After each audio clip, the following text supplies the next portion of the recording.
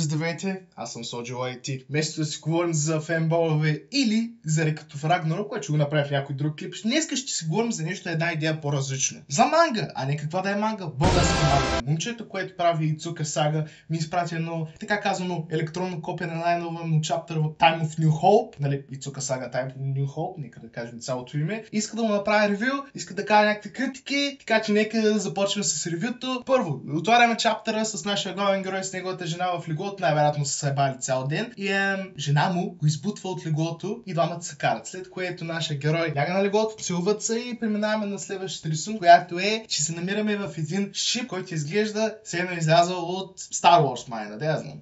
От тук има двама пичове, които се съмняват, нали, чудят се как да направят сделки там с някакви извънземни, които явно ще видим после кои са. После там някакви други двама пичове в кафетерията долу-горе също го казват. И следващия панел виждаме нашия главен герой, че получава PTSD. Невероятно! После жена му получава PTSD и се преобличат. И нашия главен герой казва, и съжалявам, че казвам толкова много пъти главен герой, не му знам името. Ако му знаете името, защото аз явно нещо съм изпуснал, може да кажете в описанието, нали? Аз нещо съм изпуснал.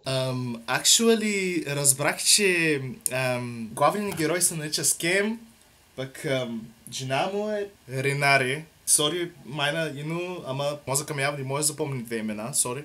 Както казах, привличането на нашите двама главни герои, първият ни, нали, мъжа, ще го наречем Ицука, казва на жена му, че е дебела. Какво си мисли, че ще последва от това? Естествено, жена му ще го прибие. Точно така, браво, имате щастие, ако сте познали. След което отиват към явно кокпита е, нещо там на някакъв екран зайбе и откриваме какви са тези извънземни. Шибани гигантски нацепени аватари, майна! Това нещо е фъни до някаква степен. Накратко, нещо, което казват, не разбрах, не слушах много, съжалявам, но от това, което успях нещо да забия като, нали, някакво споменче, е, че ще се бият главен герой Ицука и шибания гигантски нацепен аватар.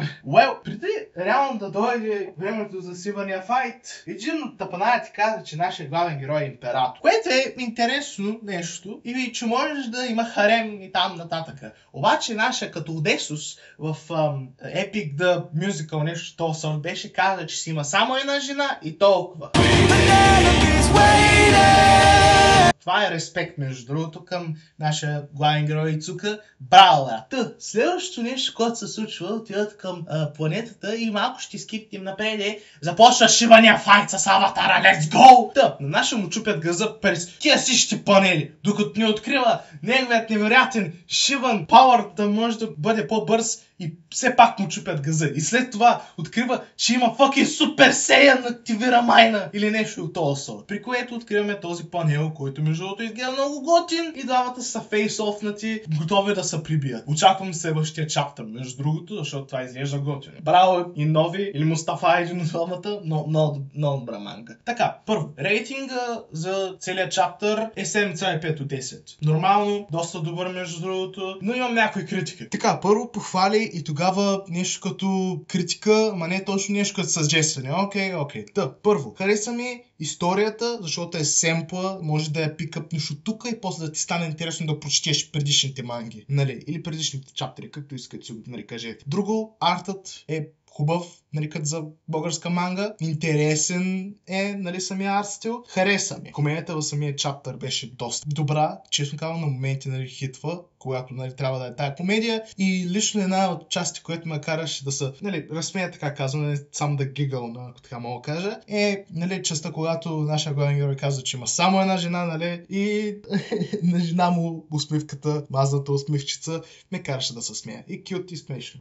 Окей. Също другото, мистерията, така казано в, ако мога да кажа, мистерията, именно когато нашия главен герой Ицука получи PTSD-то, това беше също доста интересно и характерите са доста лайкабъл. Сега, файтът беше доста дженерик, това мога да кажа. Но е дженерик от добрата страна. Нашия главен герой се изправя също fucking аватар, това е фъни. И получава нещо като, нали, Super Saiyan форма, което е леко, като кажа, преизползвано, ако така мога да кажа. Главният герой получава мега супер формата, брат. Това го има постоянно. Но е nice touch, I guess.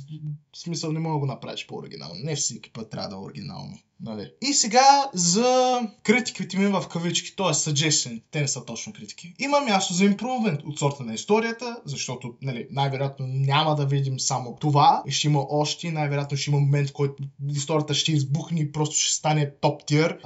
Артът има място за импруване, което винаги нали, е така, както може да видим в началото на мангата, когато е бил черно-бял, когато е гротеск, така казано, и вече е малко light-hearted и е цветно и нали, яка арта. Нали, има импрувмент и най-вероятно после ще видим още една нали, генерация от арт на Ицука Сага и ще бъде много по-добре. Последното нещо, което мога да кажа е, че може да отидете и да си купите мангата в izdam.com, линк долу в описанието и може да отидете и последете и нови Мустафа, линк долу в описанието в Инстаграм, чете го последете. И мен не за мен, защото и на мен ми трябва майка му да еба. Това беше клипа, надявам се да ви хареса. Следващия клип ще бъде Рекърд of Ragnarok, да речем. Да я знам. До нови срещи, чао!